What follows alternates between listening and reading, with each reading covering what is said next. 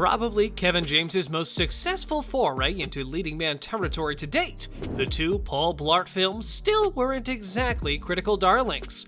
Both films were heavily criticized, particularly for the series' view of people struggling with weight issues. However, audiences flocked to them, resulting in varying levels of profitability for both films. By keeping in line with Happy Madison's brand of humor, albeit dialing it down from the Sandler-led movies, Paul Blart found himself gaining quite a few longtime fans. However, there may be some things about these films audiences don't know. Today, I'm going to show you 17 amazing facts about Mall Cop. Before the start of the video, make sure to leave a like, and if you want to see more content, subscribe to the channel. Let's get started. Number 1. The first film made back its budget in the first weekend.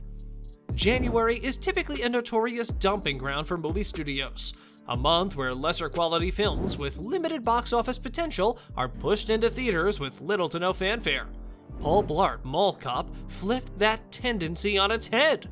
With a budget of only $26 million, the movie went on to recoup its budget in the opening weekend alone. Number 2. Despite a high opening weekend, it wasn't front-loaded.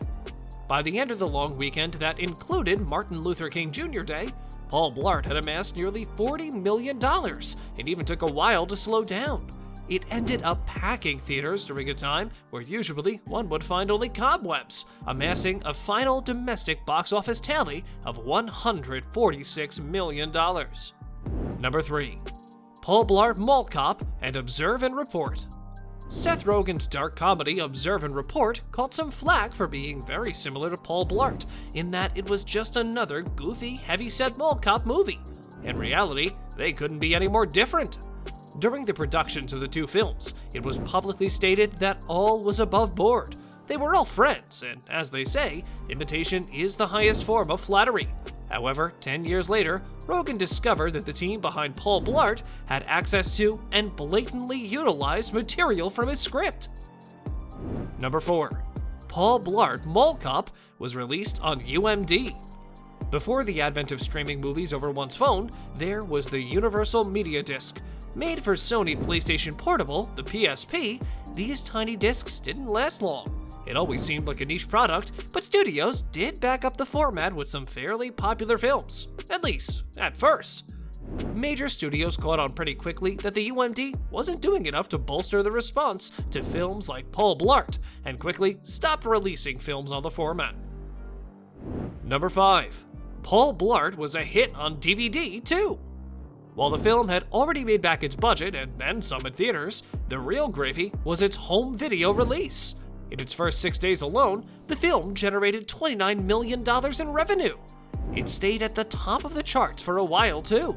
By November, the film had moved over 2.8 million copies and earned investors back $46 million. It's no surprise a sequel was made, but surprisingly, it took 5 years to make. Number 6. Paul Blart Mall Cop 2's tax credit. Most locals love it when a production crew comes to town. A film's production bolsters the financial strength of the community around it, and frequently employs many residents of the city or county. To reward productions for doing so, they're given tax breaks. Not only did Paul Blart Mall Cop 2 receive a $4.3 million tax break, it was the first film ever to receive a Nevada film tax credit. Number 7.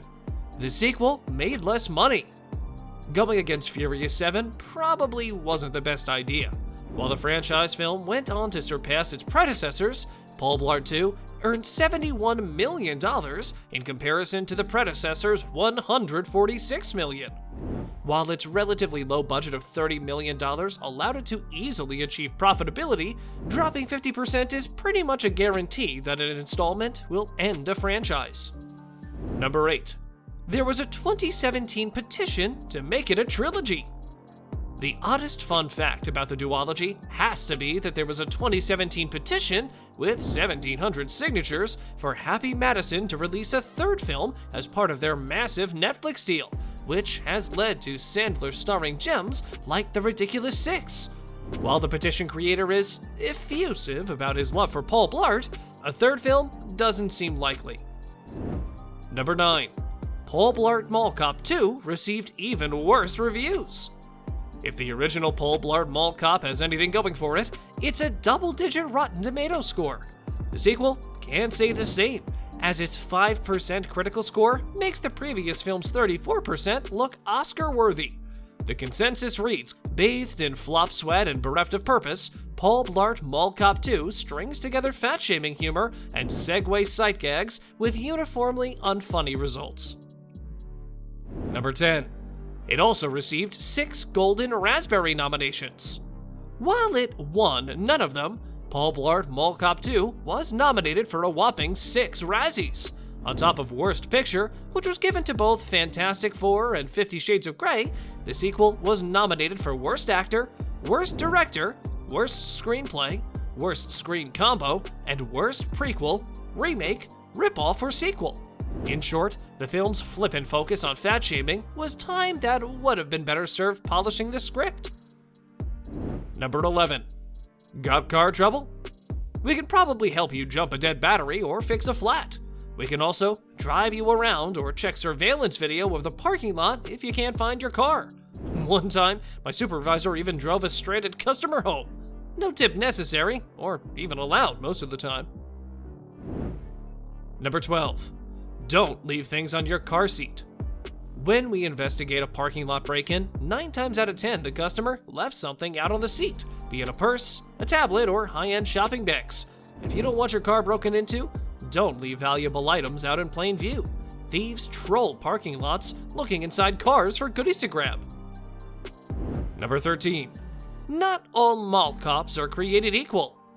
While many of us are ex-military or retired police officers, 22 states have no training requirements for unarmed security guards, according to a Pew analysis. Some guards get as much as 48 hours of training. Others get half that or less. My training consisted of read this and sign it, one guard said. Number 14. We aren't as powerful as police officers. Still, we've got far less power than police officers. Most of us can't arrest you, for example. We can detain you, but only if we witness you committing a misdemeanor or have hard proof you committed a felony. This is what police officers want you to know. Number 15. Sometimes we let shoplifters walk. Many mall owners won't let us stop or search a customer unless we witness the crime. That's partly because of the need for probable cause, but it's also because they don't want us to create a scene. These are just the dumbest criminals of all time. Number 16. This is a dangerous job. Every year, 50 to 100 American security officers are killed on duty. In 2015, nearly 2/3 of those deaths were the result of assaults or other violent acts. Number 17. We might kick you out if your shorts are too short.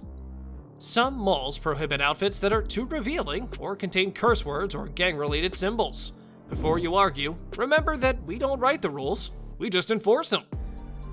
Thanks for watching, guys. If you enjoyed this video, smash that like button, subscribe to the channel, and turn on post notifications to see more of our future videos. With that said, keep enjoying our videos, and I'll see you in the next video.